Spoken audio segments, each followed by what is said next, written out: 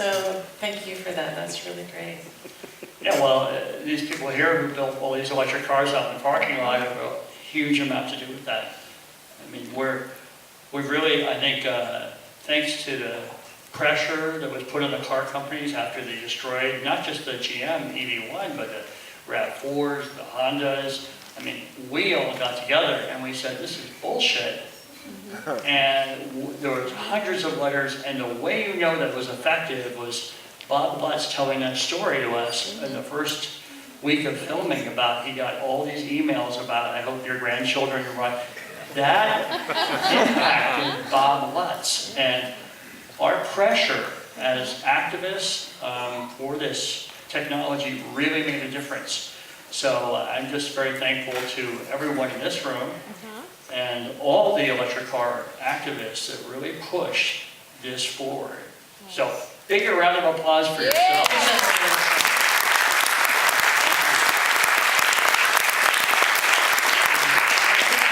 Either anyone have questions? Yeah. Me? No, you do it. I got a question about the meeting with Lutz and Musk. Was that staged? Was that organic? Did they just meet at the car show? I got to know more about that. Did they just happen to meet? Well, we knew that Elon and Bob were both going to be at the auto show. So we asked them both to head that general direction. So we knew that it could be a possibility. The big surprise for us, the deal was, the Tesla people said, absolutely not that we're going to go buy the General Motors, the Volt display. And the GM people told us, absolutely not, we're not going to go buy the Tesla display. But the miracle, and this is what you got as a documentary filmmaker, is that they happened, the only direction they could go was to the Leaf.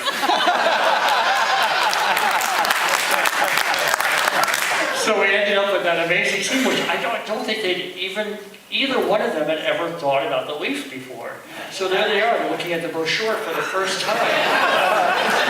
So our editor goes, we got to bring in the Carlos Ghosn theme music, and which we based on Goldfinger.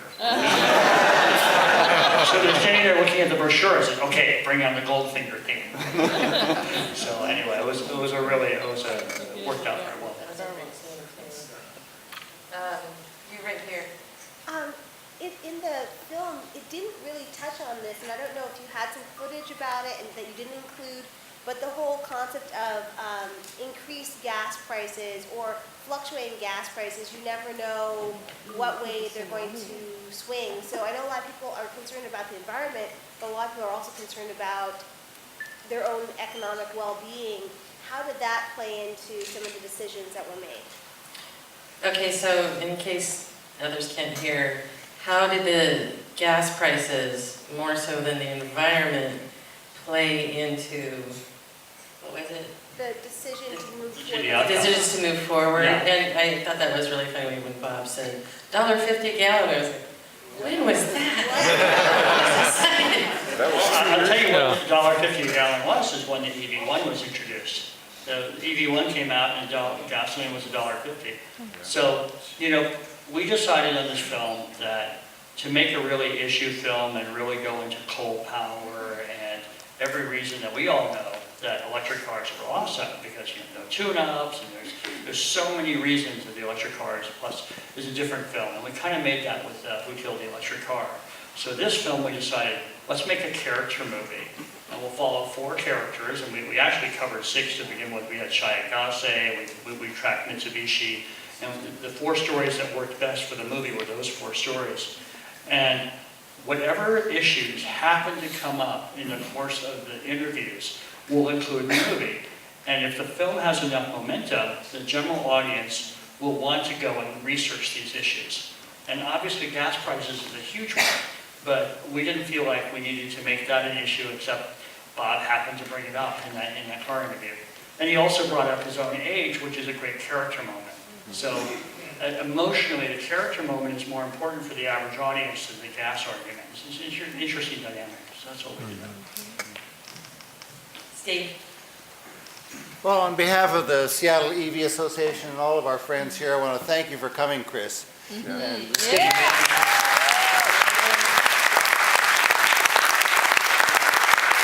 question is, how soon can we get a couple of copies to spread the word to libraries, schools, business groups, and so on, which we've done in the past with your last movie? So how soon will those other copies be available? Okay, well, thank you to Seattle and the electric vehicle community again for all you've done and for bringing the electric cars here tonight. For the last 5 years after Who Killed the Electric Car, the EV community has been the bedrock of support for us. I have Stefano Durnik in Chicago paid for this entire film. And you can bet that Nissan and GM and Ford and everybody wanted to help pay for the film, and we just said, we're not going to take any money, but we want to make sure that they get some of their money back. And so the film is getting released theatrically, we hope in the fall, in September. We don't have an official date yet because it's very complicated, movie business, crazy stuff, we don't know. But we hope it's in September. And once the film is released theatrically, we get a little revenue from that, then the DVDs will go on sale. So you know all about it, and all of you will. And anything you can do to help support it would be much appreciated. Go ahead. You. Okay. Sorry, I know it's hard. One of the more common critiques of electric cars is it's sometimes considered just to be shifting the burden of emissions controls back to power generators, which in much of the world is coal. And in the wake of the Japanese nuclear crisis, a lot of countries are shutting down their nuclear reactors, and alternative sources like solar and wind don't have the baseload generating capacity. How do you see that being addressed? Okay, so how do you see the controversy of Cars. shifting Well, power issue? As many of us know, the existing grid in the United States in the United States alone can support, they say, 150 million cars charged at night. Between Nissan and GM and Tesla, there's probably only about 20,000 cars being manufactured this year. It's ramping up to 100,000 next year with Ford coming on and BMW and Mercedes. So it's going to take a long time, unfortunately, for us to even get close to a capacity issue on the grid. And the second issue is, how clean is the grid? Well, we're 50% coal in the US, so that's not as good as it could be. But of course, Washington State is much higher on the renewable side because you have all your dams here. California is pretty good because geothermal, especially in hydro in Northern California. The issue is making sure that cars can accept green energy as opposed to petroleum energy. And I think Thomas Friedman makes a really good point that there's a lot of incentives in the marketplace for the grid to keep going green. And we started a program called Counterspill, which you can check out counterspill.org, which is calculating the true cost of fossil fuel energy disasters, BP, anything non-renewable, TEPCO in Japan. We as a community have to keep making sure the media covers the true cost of what non-renewable energy is, so that we show the solar energy and all the renewable energies, they price out as just as effective as the true cost of non-renewables. But this is the struggle of our generation, and we talk to kids and everybody. Getting down on fossil fuels and promoting renewable is, as we know, the most important thing we can do with our time. And making sure that our vehicles are running on it is part of that equation. That's my answer. Go ahead, please. Two quick questions. One is, what do you think about the viable future of the Model S? And two, is that guy Gadget, does he have enough to eat? Is he okay? What's the viable future of the Model S? And we all fell for Gadget, so is he getting enough to eat? He looked like he was on the upswing there at the end, though. That was really good. How is he doing now? Well, Gadget's doing very well. We wanted to pick someone that represented the converter, and Gadget happened to be my next door neighbor. So I was covering a bunch of converters, and then Gadget's conversion plant burned down. I thought, well, there you go. He's the character that's going to represent the difficulty of being a do-it-yourselfer, because whether it's a fire, or you're on money supplies, or you're skeptical neighbors, or, I mean, there's a million obstacles for us taking on car industry, billion-dollar investments. So that's why Gadget became a thing. He's doing very well right now. He's got a great new plant, and we had his New Year's Eve party there, and Gadget's got new plans for like having a scalable thing. I don't think he's using the Godzilla converters anymore. I think, thanks to lithium batteries coming in, and there's new controllers that are on the market. You guys probably know more about them than I do, but he's on a roll.